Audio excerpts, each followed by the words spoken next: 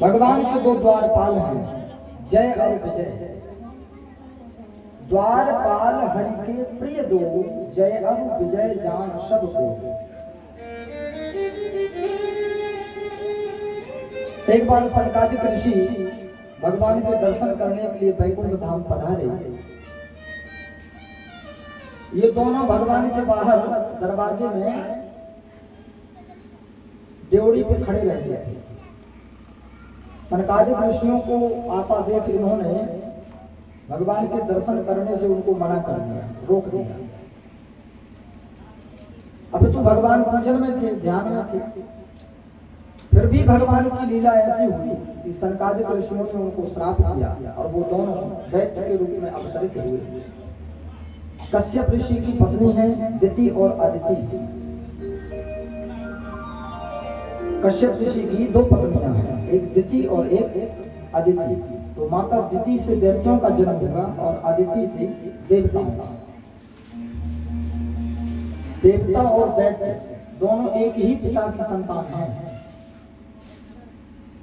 लेकिन लड़ते झगड़ते कितना है बताओ, है ना? एक दूसरे को काले पानी में नहीं देखते।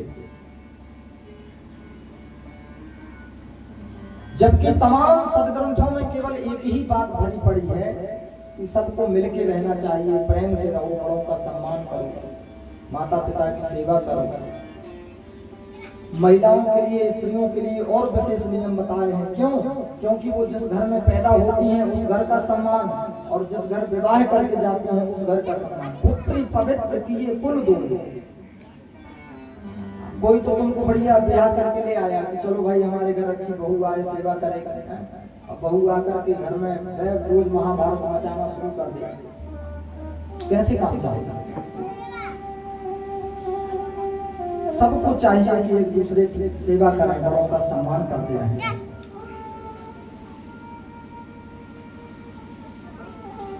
मानते हैं कि सास जो होती है वो जब सास बनती है तो उसमें ऑटोमेटिक थोड़ा अपने आप ही उसमें ओजस्वता आ जाती है, तेज आ जाता है ना? तो आजकल कहते हैं ना, सास भी कभी बहू थी। एक नाटक आता है कि मैंने बहुत पहले देखा था, सास भी कभी बहू थी। तो सास कहती है कि जब हम बहू थे तो हमारी सास हमको परेशान करती थी, इसलिए अब हम अपनी बहू को परेशान करते हैं। पूज्य जगत गुरु भगवान कहते हैं कि सास कौन होती है?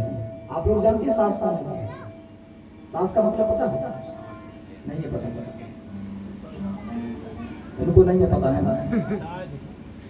सास का मतलब होता है जो अपनी बहू को सांस न लेने दे, वो होती है सास। 24 घंटे एकदम, हाँ, एक काम हुआ नहीं कि 4 पेंडिंग पड़े रहेगा।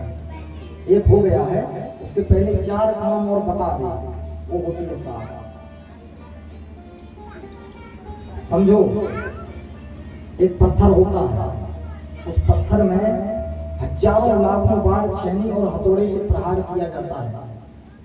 उस मार को यदि वो पत्थर सहन कर लेता है तो वो एक मूर्ति के रूप में अवतरित हो जाता है। किसी मंदिर में उसकी प्रतिष्ठा होती है, फिर लाखों करोड़ों लोग उस मंदिर की पूजा करते हैं, उसी मूर्ति। और यदि वही पत्थर उस मार को सहन नहीं कर पाता, टूट जाता है, तो पत्थर पड़ा रहता है। गांव के लोग निकलते हैं, जूते में गोबर लग जाए तो उसी पत्थर से वो जूता पोंछ देते हैं। पहुंचते हैं कि नहीं? अपने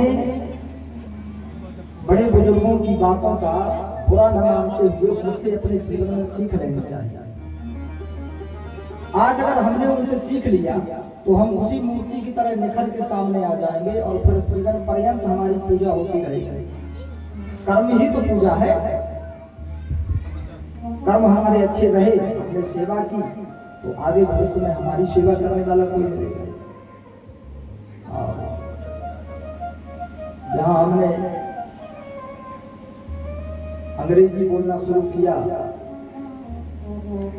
तहां पर सिस्टम बैठ नहीं पाता। न्यारो कूट पड़ोसी दाखिल, है ना? बाबूजी कहते हैं भैया तुम्हारा जो हिस्सा है लेकर के अलग तो हो जाओ, हम पति पत्नी को छोड़ो। ऐसे ऐसे बुजुर्गों को देखा महाराज, करोड़ों अरबों की संपत्ति बेचारे वृद्धाश्रम में पड़े हुए हैं, तो कहीं हमारी संतान हमारे साथ ऐसा न करे, उसको संस्कारवान बनाते रहे और अपने बुजुर्गों की सेवा और उनकी बातों का सम्मान करते रहे।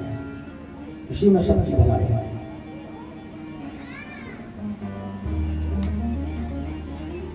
संत का अपमान करने के कारण जय और विजय दोनों दैत्य हुए। दिति और अदिति के गर्भ से दैत्य और देवताओं का जन्म हुआ। उनमें माता दिति के गर्भ से ये दोनों भाई उत्पन्न हुए, हिरण्याक्ष और हिरण्यकश्यप।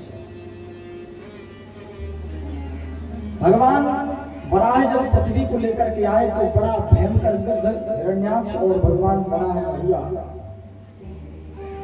शाम जब होने लगी तो देवताओं ने आकाश से भगवान से प्रार्थना की, भगवान दैत्यों की शक्ति शाम को अंधकार में और प्रबल हो जाती है, बढ़ जाता है, इसलिए शाम होने से पूर्व इसका उद्धार करें।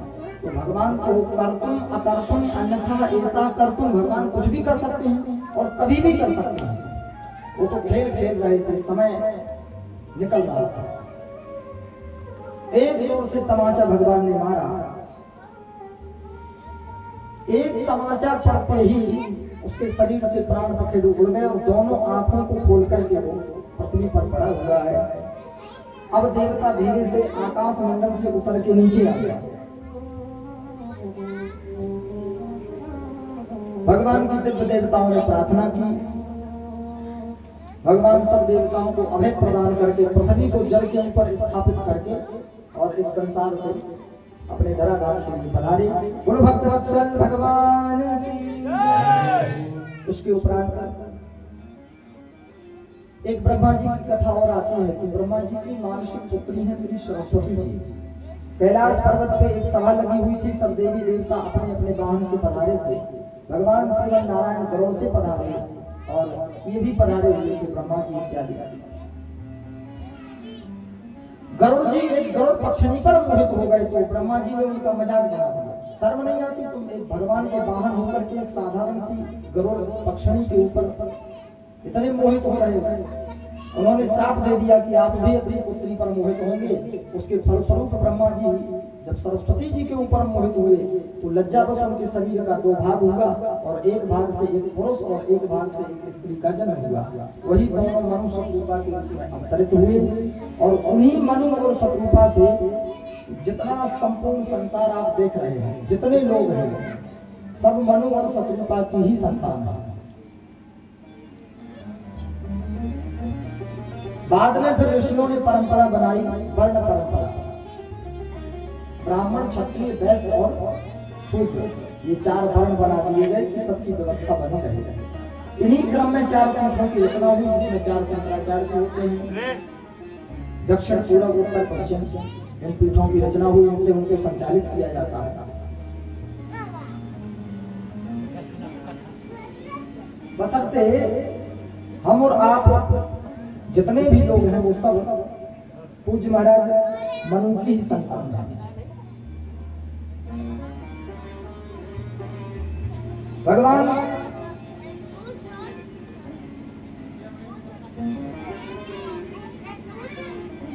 श्री वेदव्यास जी लिखते हैं, मनोस्तु सतरूपाया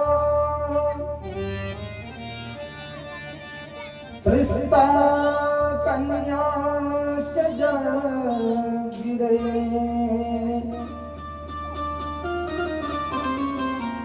आपूतिं देवहूतिश्च प्रसूतिरिति विश्रुता। मनोस्तु सतरूपाया त्रिस्ता कन्याश्च जगिरे आपूतिं देवहूतिश्च प्रसूतिरिति विश्रुता। महाराज मनु की 5 संतानें हैं। कितनी? 5। कौन कौन?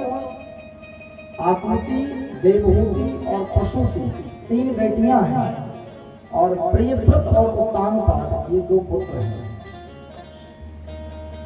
कविकुल चक्र चूड़ामणि प्रातः स्मरणीय श्री गोस्वामी तुलसीदास जी लिखते हैं, स्वयंभू अरु मनुष्य रूपा स्वयंभू अरु मनुष्य रूपा स्वयंभू अरु मनुष्य रूपा स्वयंभू अरु मनुष्य रूपा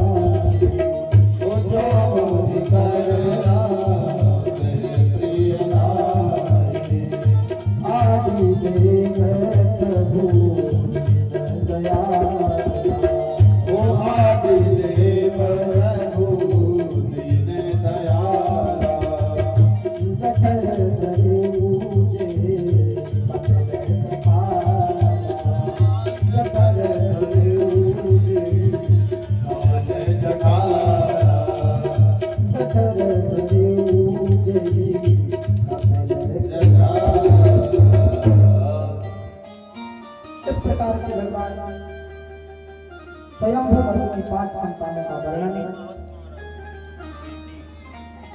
भगवान श्री सुखदेव जी महाराज कहते हैं, राजा मनु शतरूपा की कन्याओं के वर्णन में सबसे पहले माता देवहूति के चरित्र का वर्णन है। ब्रह्मा जी के पुत्र हैं कर्दम ऋषि, भगवान की तपस्या कर रहे हैं। एक छोटी सी कुटिया बना हुई है, उसी में वो रहते हैं और बाहर भगवान का भजन करते हैं। अचानक ब्रह्मा जी के साथ महाराज मनु अपनी पुत्री को लेकर के पहुंचे और कहा, ब्रह्मा जी ने कहा, बेटा तुम विवाह कर लो।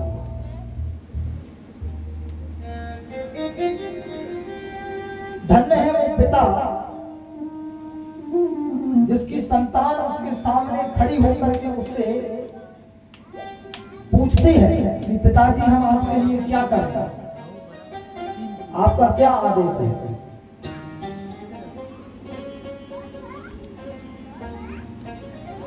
ब्रह्मा जी जब कर्दम ऋषि के पास पहुंचे तो हाथ जोड़ करके उन्होंने चरण वंदन इत्यादि किया, आसन बिछा करके बैठाया, प्रणाम करके पूछा, इतने दिनों के बाद आपको दर्शन प्राप्त हुए, मैं जानना चाहता हूं आपका क्या आदेश है मेरे लिए। ब्रह्मा जी ने कहा, बेटा हम चाहते हैं कि तुम विवाह करो। कर्दम ऋषि ने कहा कि भगवान विवाह तो मैं कर लेता, लेकिन मैं चाहता हूं कि वैराग्य मार्ग से ही भगवान को प्राप्त किया जाए। तो ठीक है, तो मेरा विवाह करने का मन नहीं है। ब्रह्मा जी ने कहा देखो तुम वैराग्य से भगवान को प्राप्त करना चाहते हो, अच्छी बात है, लेकिन अगर तुम विवाह कर लोगे तो जिस भगवान को तुम बुलाना चाहते हो वो भगवान स्वयं तुम्हारे यहाँ पुत्र रूप में अवतरित होंगे, बेटा बन के आएंगे। तो इन्होंने सोचा चलो ठीक है, पिताजी की आज्ञा है और फिर जिस भगवान के दर्शन के लिए मैं जब तप कर रहा हूँ वो भगवान स्वयं आएंगे मेरे घर में ही संतान बनकर, ठीक है विवाह कर लेते हैं। अब देखो विचार करो, माता पिता कन्या को लेकर के आए मनु और शत्रुपा, माता देवहूति का विवाह कर्दम ऋषि के साथ कर दिया और तीनों वापस अपने अपने घर चले गए। अब कर्दम ऋषि अपने भजन में पुनः बैठ गए, नेत्र बंद करके दिव्य 10,000 वर्ष तक उन्होंने भजन किया और माता देवहूति अपने पति कर्दम ऋषि की सेवा करते हैं।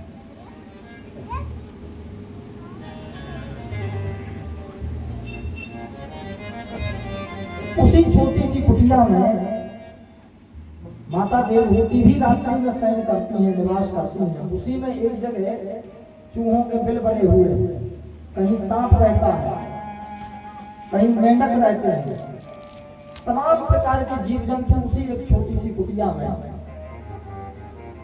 उसी में माता देवहूति भी रहते हैं और बाहर बैठे अपने पति कर्दम ऋषि की सेवा करते हैं। नित्य प्रतिदिन गीले वस्त्र से उनके शरीर का प्रक्षालन करते हैं।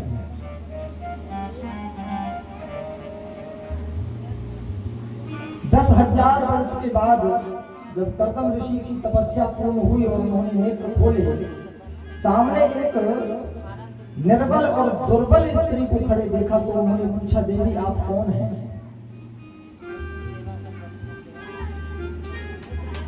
आज तक माता देवहूति को एक भी दिन उनके मन में ये विचार नहीं हुआ कि मेरा कैसे पति के साथ विवाह हो गया, पिताजी ने मेरा किससे विवाह करा।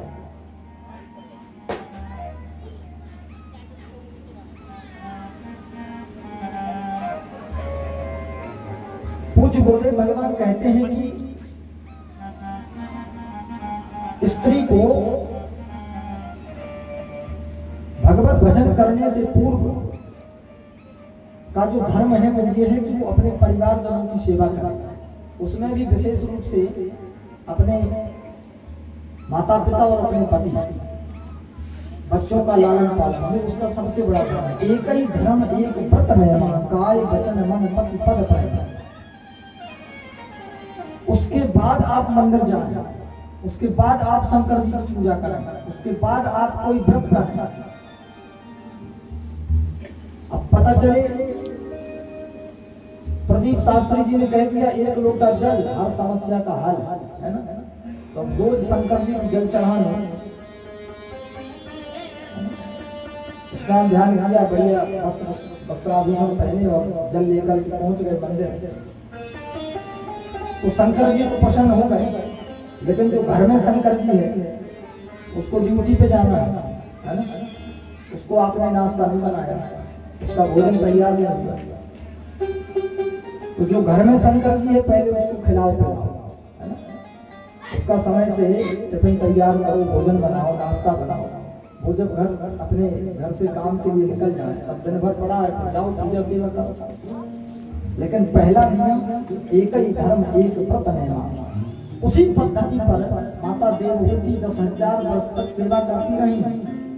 आज जब पति ने पूछा कि आप कौन हैं, तब उनके नेत्रों से आशीर्वाद हुई,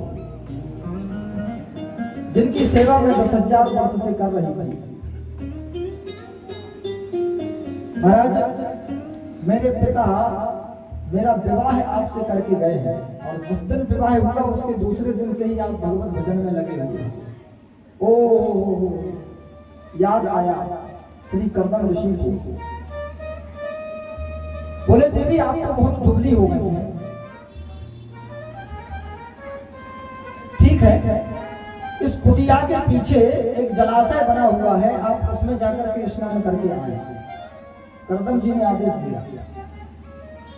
अब देखो इतने वर्ष बीतने पर भी माता देवहूति ने कभी उस कुटिया के बाहर झांक करके नहीं देखा। और हमको मौका मिला नहीं कि हम पर्स टांगे और चल बजा, है ना।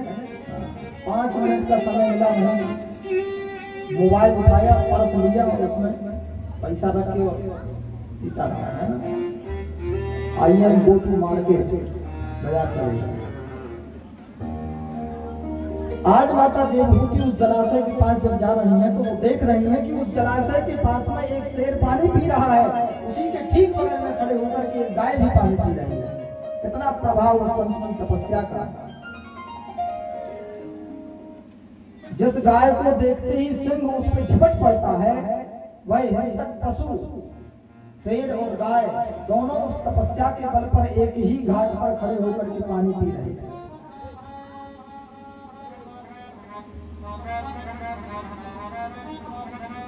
प्रेम से बोलो राधे राधे।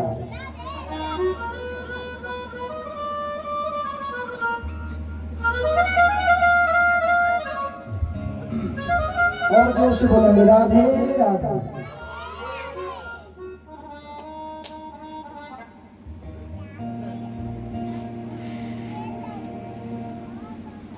इसके उपरांत मैया देवहूति जब गई हैं जलाशय में, डुबकी लगाई तो तमाम सुंदर हजारों सुंदर सुंदर कन्याएं उसमें से प्रकट हुई। उन्होंने खूब टन लगा लगा करके माता देवहूति को स्नान कराया। स्नान करने के बाद सुंदर वस्त्र आभूषण पहनाए, बड़ी सुसज्जित होकर के माता देवहूति पधारी। आज कर्दम ऋषि ने अपनी पत्नी के प्रसन्नार्थ एक कामद विमान की रचना की। जिस हेलीकॉप्टर हवाई जहाज को हम और आप आज देख रहे हैं, वो लाखों करोड़ों अरबों वर्ष पहले कामद विमान के रूप में महाराज कर्दम ऋषि ने अपने मंत्रों के द्वारा ही उसका निर्माण कर दिया। सुंदर सुंदर उसमें कमरे बने हुए हैं, सुंदर बिस्तर बिछे हुए हैं। तमाम वर्णन भागवत जी में लिखा है। मणियों के खंभे उसमें बने हैं, सुंदर दरवाजे लगे हुए हैं, खिड़कियां बनी हुई हैं और आकाश मंडल में वो विचरण करता है। तो हेलीकॉप्टर ही हुआ कि नहीं। ऐसे सुंदर कामद विमान की रचना की और उसमें अनंत वर्षों तक दोनों पति पत्नी ने दिव्य विहार किया। फलस्वरूप 9 कन्याओं का जन्म हुआ। कितनी? 9 कन्याओं के पैदा होने के बाद कर्दम ऋषि को याद आया, आए थे हरि भजन को मोटन लगे तपास। सोचा भगवान का भजन करने आए थे, कहाँ ये ग्रस्त जीवन में फंस गए। और इसके उसमें होते होते महाराज 9 कन्याएं हो गई। कन्या संतान पैदा हो गई, उसका मतलब समझते हैं आपके ऊपर जिम्मेदारियां बढ़ गई। उनका लालन पालन और उनको व्यवस्थित करना ये प्रत्येक पिता का धर्म होता है।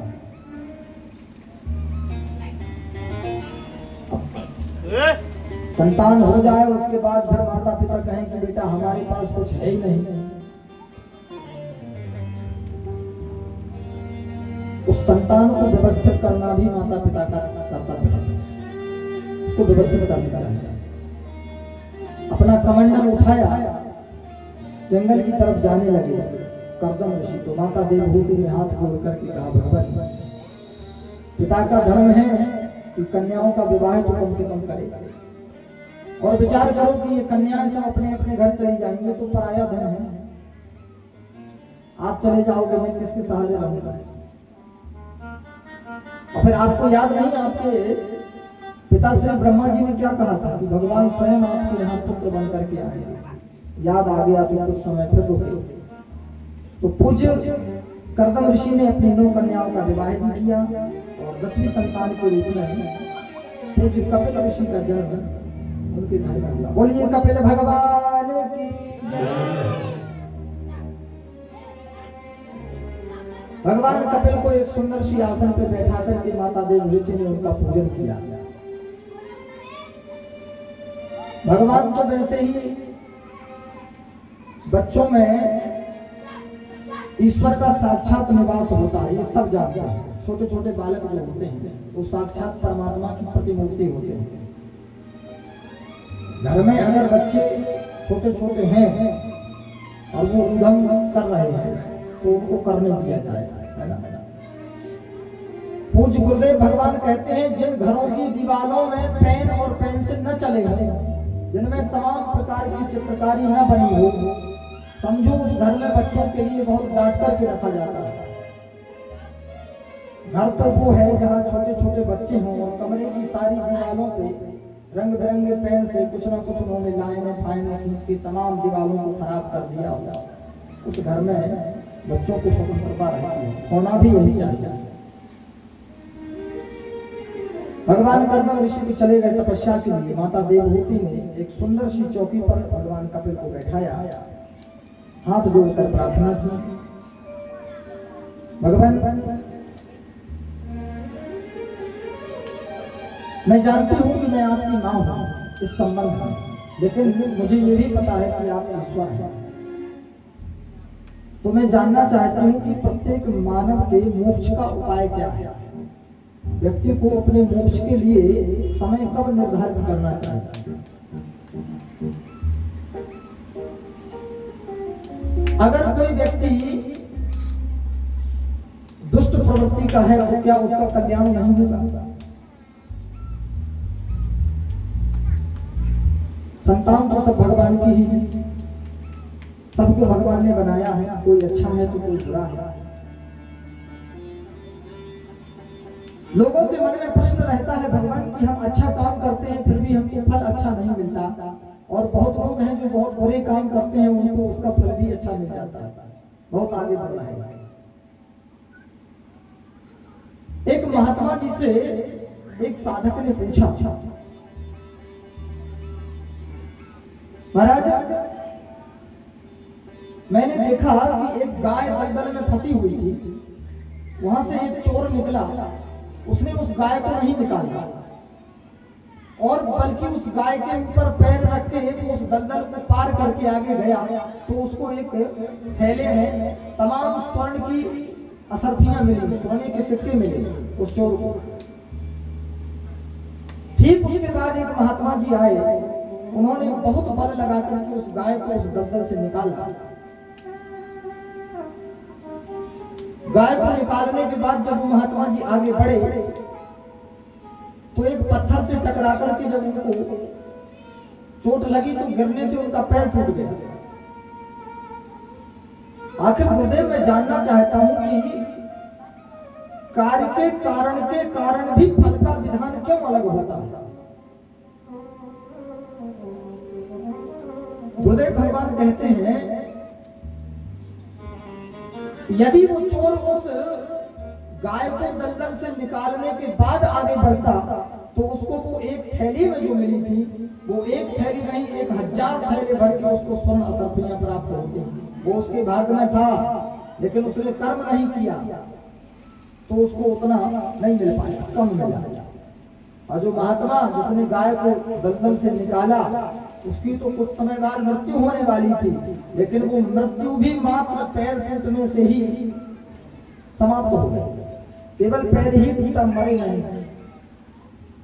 तो कहीं ना कहीं एक प्रश्न प्रत्येक व्यक्ति का होता है कि महाराज करते तो हम अच्छा है लेकिन हमको उतना लाभ नहीं मिलता। चिंता नहीं करनी चाहिए। हर परिस्थिति हर स्थिति में भगवान का शुक्रिया अदा करते रहो।